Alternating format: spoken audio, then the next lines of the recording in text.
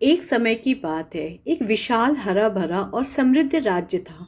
उस राज्य पर एक प्रतापी राजा शासन करता था। राजा साहसी, न्यायप्रिय और विद्वान था, किंतु कभी कभी अपनी बुद्धि और चतुराई को परखने के लिए वह अपने दरबारियों और मंत्रियों को अजीब अजीब परीक्षाओं में डाल दिया करता था। राजा का सबसे प्रिय मंत्री अत्यंत समझदार, विनम्र और दूरदर्शी था। पूरे राज्य में उसकी बुद्धिमत्ता और स्पष्ट वाणी की प्रशंसा होती थी। एक दिन दरबार में राजकीय कार्य पूरे जोर शोर से चल रहे थे। मंत्रीगण राज्य की समस्याओं पर विचार कर रहे थे और प्रजा के हित से जुड़े निर्णय लिए जा रहे थे। तभी राजा ने अचानक मंत्री की ओर देखकर कहा, मंत्री, हमें इस राज्य के 4 सबसे बड़े मूर्खों को अपने सामने उपस्थित देखना है। तुम्हें इसके लिए 1 महीने का समय दिया जाता है। जाओ और इस कार्य को पूरा करो। राजा का यह आदेश सुनकर मंत्री कुछ क्षणों के लिए स्तब्ध रह गया। उसे यह कार्य न केवल विचित्र बल्कि निरर्थक भी लगा। फिर भी वह राजा का सेवक था। उसने सिर झुकाकर आज्ञा स्वीकार की और मूर्खों की खोज में निकल पड़ा। अगले 1 महीने तक मंत्री गांव-गांव, कस्बे-कस्बे और शहर-शहर घूमता रहा। वह लोगों के काम करने के तरीकों, उनकी सोच और व्यवहार को ध्यान से परखता रहा। कई अजीब घटनाएं देखने के बाद अंततः उसने 2 ऐसे व्यक्तियों को चुना जिनकी मूर्खता स्पष्ट रूप से दिखाई देती थी। महीने की अवधि पूरी होते ही वह दोनों व्यक्तियों को लेकर दरबार में उपस्थित हुआ।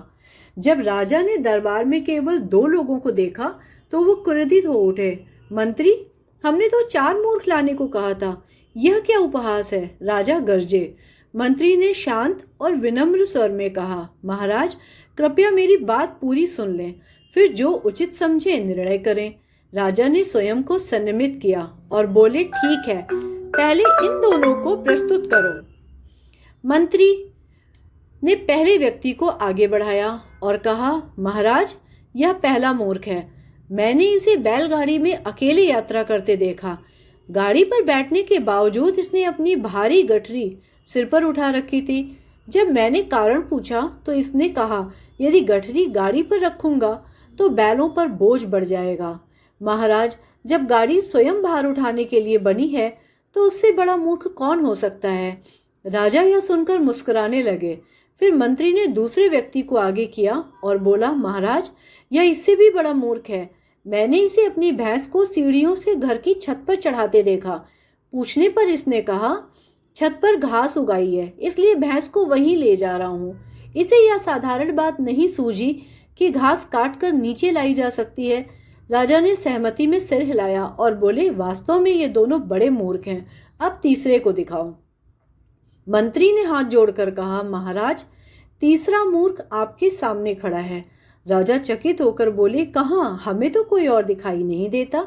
मंत्री ने नम्रता से कहा, महाराज, वह मैं स्वयं हूँ। राज्य के आवश्यक कार्य छोड़कर पूरे 1 महीने तक मूर्खों की खोज में भटकता रहा।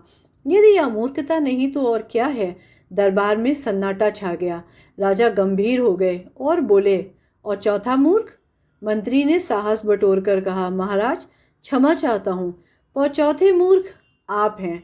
इतने बड़े राज्य का भार संभालते हुए आपने अपना और राज्य का बहुमूल्य समय एक निरर्थक कार्य में लगा दिया। यह सुनते ही राजा को अपनी भूल का एहसास हुआ। उन्होंने मंत्री को